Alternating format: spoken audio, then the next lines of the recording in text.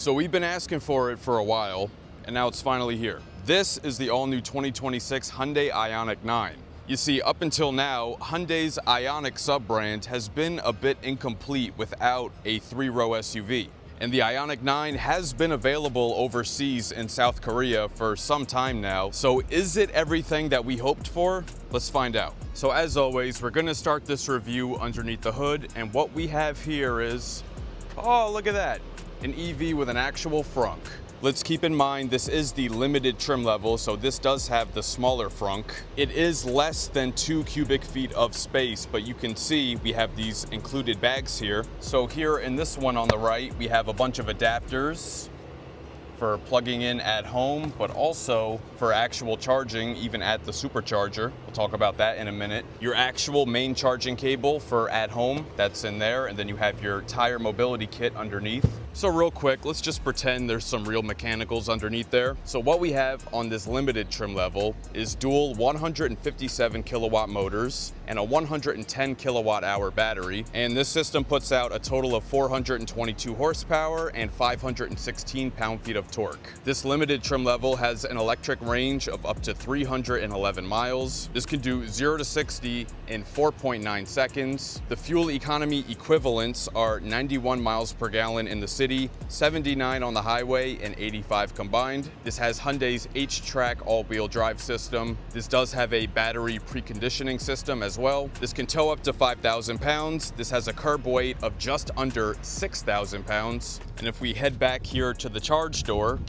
we have a powered charge door. So as you can see here, we have an NACS style charger, which can work with the Tesla supercharger network. So this can charge at various speeds at various levels. So first, let's talk at home. Using an AC level 2 charger, 240 volt, that's the kind you'd get installed at home. This can charge from 10 to 100% in 9 hours and 40 minutes. So that's definitely a plug-in overnight and leave it type situation. Next, we have DC fast charging with the NACS connection. Using a V3 supercharger, that can charge from 10 to 80% in 40 minutes. Next, we have DC fast charging using a 50 kilowatt CCS adapter. That'll get you from 10 to 80% in 1 hour and 49 minutes. And lastly, this is DC ultra fast charge capable using this right here. This is a 350 kilowatt CCS adapter. This was sitting up there in the frunk just like I showed, but if you use this, you can DC fast charge from 10 to 80% in only 24 minutes. That is pretty impressive.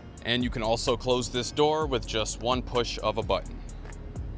One thing I can say for sure about this IONIQ 9 is that I have never gotten this many looks from people out in public. Almost every person I drive past does a double take. I've had a few people come up and ask me, what the hell is this thing? It looks incredibly futuristic, unlike anything else around here on the road, at least in the US. So the cool factor is most certainly there. The silhouette and the shape, extremely unique, especially the way it slopes down in the back. The car almost looks like it's leaning back. And of course, there are aerodynamics and efficiency factored into that design, but it really is a fascinating looking vehicle. And it is gonna share some of the same styling cues as some of Hyundai's other IONIQ vehicles, the main one being this pixel theme in the lighting. So we have this light bar that goes all the way across here in the front, and as you can see, it's split up into a bunch of different smaller pixel elements. And then out at the edges, you have some more on the top and bottom. And if we look on the other side, you can see those ones at the top and bottom also double as the turn signal.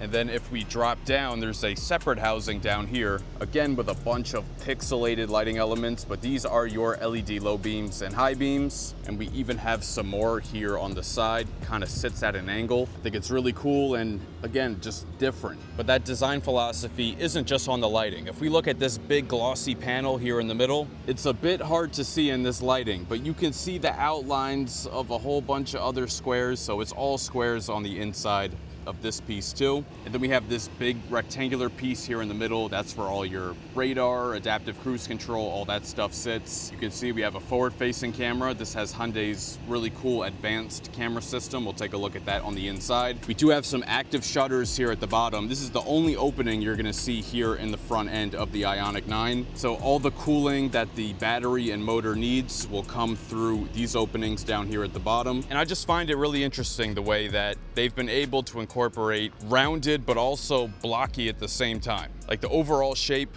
looks very square, but when you look at all the edges and stuff, they rounded everything really nicely. And to maximize range and have more aerodynamic efficiency, you do need some smoother edges that'll allow the air to kind of go up and over. Now, we don't have any aerodynamic air vents in the front like on the sides, which I'm a little bit surprised to see given that aerodynamics are a priority with this car. But even without it, this still maintains a 0.269 drag coefficient. So now over here on the side, we have power folding mirrors with LED turn signal indicators. It's small, but it's visible. And again, that small square shape even on this lighting element too. And they're very high-end looking because we have the matte gray here up top, and then we have gloss black on the base at the bottom. I think this looks really sharp in this matte gray paint job. But if you want this matte gray paint job, that is gonna set you back an additional $1,000. Now, looking at the rest of the trim and everything, we have this satin chrome going along the bottom of the window trim. It kind of comes up here at the top and widens out right here.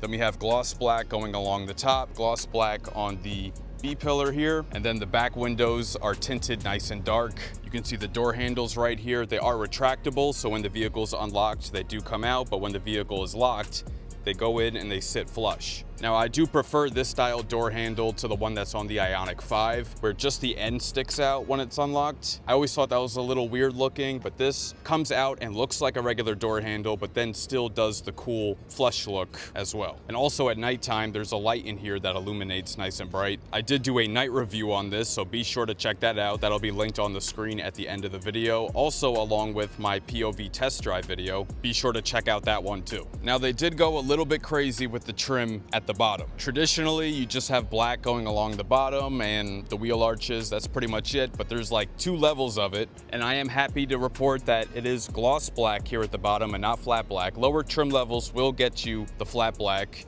but this limited trim gives you the gloss. So we have it going along the bottom, and then we have a second level of it above that. And then we have really thick gloss black going along the wheel arch, but then we have another hit of that matte gray smack in the middle of it on the top. So they went a little crazy with the trim, and the same continues here in the very back going into the tailgate. And also you can see here the parking sensors from the back, they do extend into the side here. Same thing with the parking sensors up front, wraps all the way to the very side here. And I'm not really sure the camera does it justice, but this is a very big vehicle. In fact, it is bigger than the Hyundai Palisade. It's quite long, and it has pretty much the same functionality as a minivan, minus the sliding doors, of course. All right, now let's take a look here at the wheel and tire setup. These are 21-inch alloy wheels, and you can see how big those black inserts on the inside are, because that does contribute to aerodynamics, similar to like an aero cover that you'd see on a Tesla or some other EVs out there on the road. And what's important to note on this is that it is riding on EV specific tires. These are Hankook Ion Evo tires. Because EVs are so much heavier than regular cars, they do need a special tire. Otherwise, you just go through them really quickly because of the weight. And these are quite wide too, 285 on the width with a 45 series sidewall. And these tires also have noise deadening technology.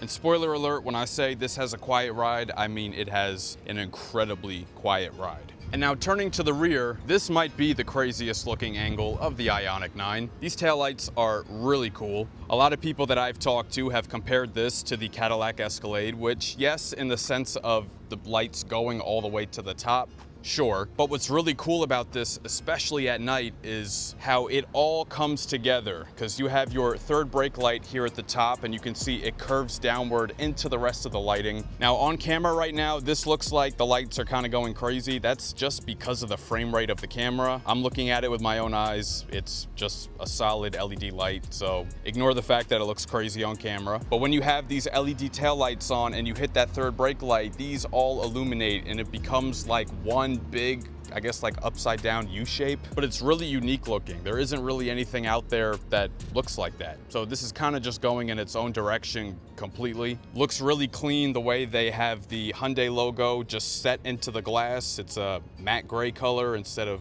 shiny chrome. Same matte finish on the IONIQ 9 here, and you can see it sits flush into the tailgate. They don't stick out. Also, the rear wiper, they tucked it up at the very top here, which is impressive because this honestly doesn't really stick out all that far, but they did manage to get it tucked in there at the top. And even down here, these are your reverse lights right here, and even the reflectors here at the bottom. Are you surprised? I'm not. More pixels. And we also have some flat silver low profile roof rails up top. So now heading back into the cargo area, this does have a hands-free lift gate, but your button to open it is pretty well camouflaged. It's right here underneath the Q in IONIQ. So this limited trim level configuration gives you 6 seats. Other trim levels can give you 7 if you get the bench seat in the second row instead of the captain's chairs. So let's see what we got here in the cargo area. All right, so over here on the left side, we have underneath this little trap door, that's the button to just close the tailgate instead of having to come up and reach up there for it. Now, why it's under a little trap door, not really sure. Down here, we have a 12-volt outlet. And we have a nice bright LED light right there. Over here on the right side, this slides across. We have a 125-volt outlet there with a third prong. This also has vehicle to load, which is a power management system that makes it more efficient the way the power flows from the vehicle to the different devices that you might have plugged in. And I'm very happy to see these buttons right here. These are power controls for the third and second row seats. So if I want to drop these third row seats, can do it with one push. Headrest goes down. Not the fastest in the world, but I'm just glad to see it, honestly. So we got left, and when I hit left, that seat in the second row actually moved forward a little bit because it was in the way. So it's a very smart system, because sometimes you hit the button, it won't go all the way down because the second row seat is too far back. This even changes that for you to make sure it can go all the way down. And now to fold down the second row seats, I hit both of those buttons. Now you see the left one's going down, but the one on the right is actually sliding back, and now it's going down. So it factors in whether or not it slid forward or back too much in order to go down, and then actually changes itself on its own so that you don't have to go back and manually move it in order for it to be able to go down. That's a very smart system. I haven't really seen that before, so I'm quite impressed by that. So the way you see it here with all the seats folded down, we have 86.9 cubic feet of storage. With just the third row folded down, that's 46.7 cubic feet. And then with all the seats up, you have 21.9 cubic feet of storage. So now we are inside the all-new 2026 Hyundai IONIQ 9 Limited. And despite this being 2 trim levels below the top trim, it does come considerably well equipped, but is it worth the money? That is the question. First, I want to go over material quality. So we have soft touch plastic on the top of the dash. We have a faux wood right there. It does feel a little bit cheap. It is grainy, it is textured, but obviously not real wood. Not a huge fan of this big plastic piece down here. It's supposed to look like metal, but obviously it isn't. I realize it's supposed to look futuristic, but it's very obvious they just stuck that there to kind of cut costs. This main part here is still soft touch, but that is hard plastic right behind it. And you can see on this limited trim, we don't have a head-up display. You do have to step up to a higher trim for that. We also don't get the suede headliner that is found in the calligraphy. Let's take a look here at the door panel. Soft touch on the upper, and then we have H-Tex leatherette here on the insert and on the armrest. And you can see the insert on the side has this really cool ribbed wave pattern. And even though it's daytime, you can still see that ambient lighting shining through from underneath. The calligraphy and calligraphy design give you a slightly different insert here on the door panel. Not sure exactly what it looks like, but it is different from this. I like how they made all the controls silver. That looks nice. Got a circular door handle. That's interesting. And your 2 memory settings for the driver. Pretty decent sized storage down below. You have your speaker grill for the Bose audio system. We'll listen to that in a little bit. A little weird how at the bottom here, they put a white piece of plastic instead of just making it look like the rest of the door. Not sure why. We do have a built-in bottle holder in there, and then a little bit more storage. You can see down below, we do have an aluminum door sill that says IONIQ 9. It does not illuminate, however. And while these seats are very comfortable and they have great functionality, I don't love the fact that they are leatherette. Not only just that, but real leather isn't even an option, even on the fully loaded calligraphy design. It is a comfortable seat, but the one thing I will say about the material is that I noticed it stains pretty easy. You can see there's a lot of smudges and stuff there. And the thing that's weird is that those are just water stains. I really had some difficulty trying to get them out. As you can see, they're still there. Headrest is extremely soft, no issue there. The front seats are both heated and ventilated. And if we look at this button here on the side, we have a built-in lounge mode. So you press that one time, and you can see we have a recliner that comes out, the seat goes back, and you can just chill out, but you can only do that obviously while the car is parked. And you can see the steering wheel goes up and out of the way. You can slide this back further, but it's a really nice option to have to just unwind. And then with one push, it'll go right back to where you had it. This does not have Hyundai's ergo motion function. You do have to step up to the calligraphy for that. But of course, power lumbar, recline, slide forward and back, and then the physical recliner or ottoman. I've heard people call it both. And now to the steering wheel. First, you can see we don't have the traditional Hyundai logo. We have these 4 square pixels, and the significance of that is that it represents the letter H in Morse code. And what's cool is that these actually illuminate. So these are lit up white right now, and when I put the car in reverse, you can see they turn red and then back to white. And even though the rest of the interior is H-Tex leatherette, we do have a real leather wrapped steering wheel, and we also have a heat function and power tilting and telescoping function as well. I have to say the wheel design looks very similar to a Range Rover, and if you step up to a higher trim level, you get the two-tone wheel, and that one really looks like it's straight out of a Range Rover. Now, as far as the controls, we have our adaptive cruise control and lane keep assist here on the left, and then on the right side, we have audio, phone, and voice command buttons. The power start stop button and your transmission selector is tucked on this little stalk to the right of the wheel. So your button to start stop is right there. It illuminates in blue. And if you're not familiar with some other recent Hyundais, they all have this new transmission selector. Now the stalk itself doesn't move. There is a small little knob at the end. You twist it forward for drive, backward for park. Then there's a button on the end. Hit that for park, and then you hit it again for neutral. We do get paddle shifters on the back of the wheel, but that is for the regenerative braking. Obviously, there are no gears to shift through. Straight ahead, right above the wheel, we have a 12.3-inch gauge cluster, fully digital, of course. It doesn't actually show a whole lot of information, but it does look really good. Your digital speedometer is off to the left, and it shows your range, power, and charging information off to the right. Your level of regenerative braking there at the middle, you can see it going up and down there. Your battery percentage, your mileage, and if you go into settings, you can actually change the design of it. If you hit classic, then it brings up an analog looking speedometer, although it is still digital. This one is called modern. That's the one I've been keeping it in. And then you have style A, style B, and style C, which is more sporty.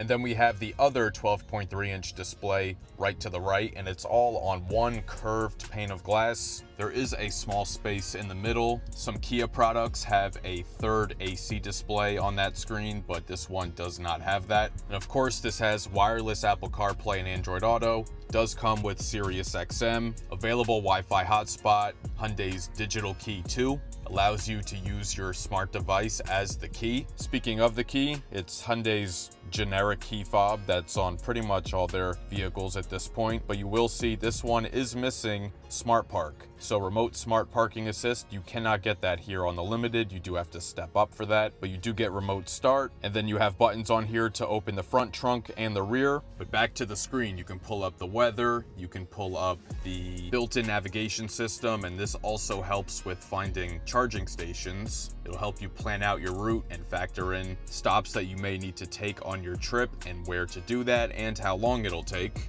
This has the weather, Hyundai Pay, valet mode, and one of my favorites is the online manual, where if there's something specific, a setting that you're looking for, you need to know how to do something, you can go in there and just search for it, as opposed to having to go through the entire owner's manual in there looking for it. That takes a lot of time. I almost forgot, in the gauge cluster, even though this isn't the fully loaded trim level, you do get the turn signal cameras, which I'm a huge fan of, and that's something I wish every car had, and I always say that. Very, very useful. This also has Hyundai's surround view monitor. So if I hit the camera button there you can see we have the backup camera. That's our forward facing camera there. We have the 360 off to the right, and then the 360 model. You can see here that you can look all the way around. You can get a top down view, but you can see it shows the surroundings pretty accurately without getting too distorted. You can, accurately see and clearly see what all the other vehicles are surrounding this here in the parking lot. This is especially good for trying to squeeze into tight spaces, and Hyundai honestly makes one of the best camera systems in the business. Also, as I mentioned earlier, this has a 14-speaker Bose audio system, so let's take a quick listen.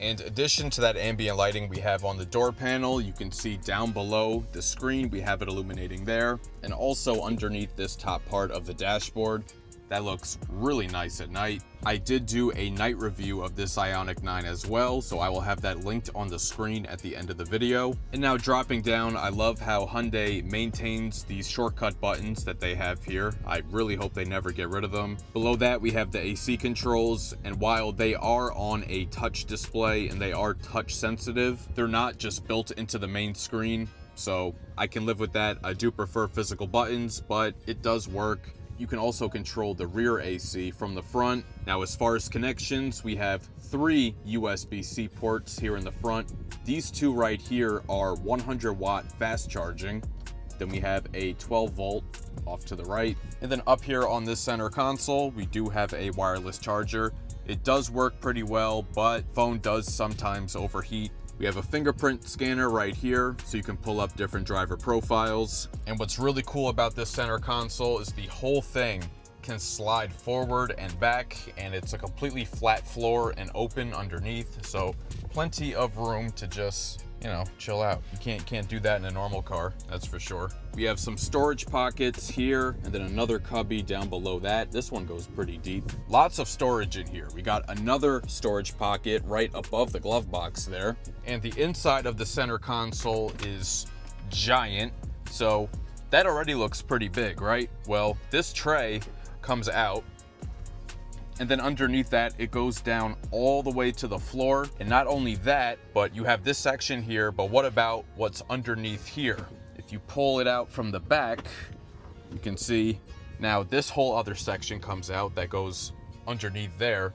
So absolutely massive amount of storage. This is probably the biggest center console storage space I've ever seen. And then inside the glove box, not quite as big, but I guess it's sufficient.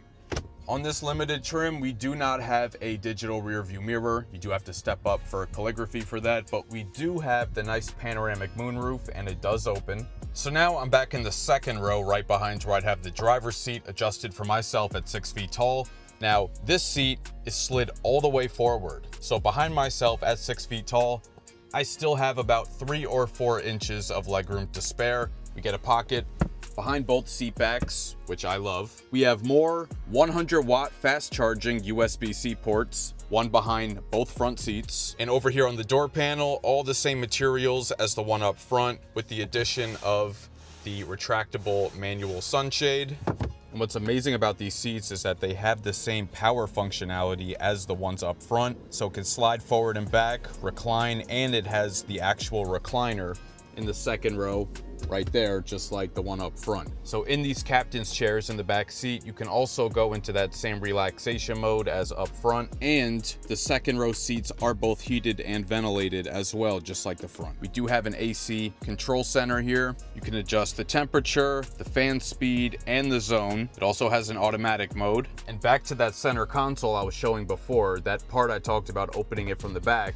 You can slide out and you get that bottom portion of the center console there for people in the back to put their stuff in if it's not being used by the people up front. So you have that. And also the top part does open from the back. So it's a dual hinge. It can open from the front or the back. These buttons right here are for the back passenger to be able to move this seat out of the way in case no one's sitting there. And on each side in the back, we do get an air vent in the headliner. So now to head back into the third row, just to demonstrate, if you hit the button at the top of the seat, one push, and it slides all the way forward.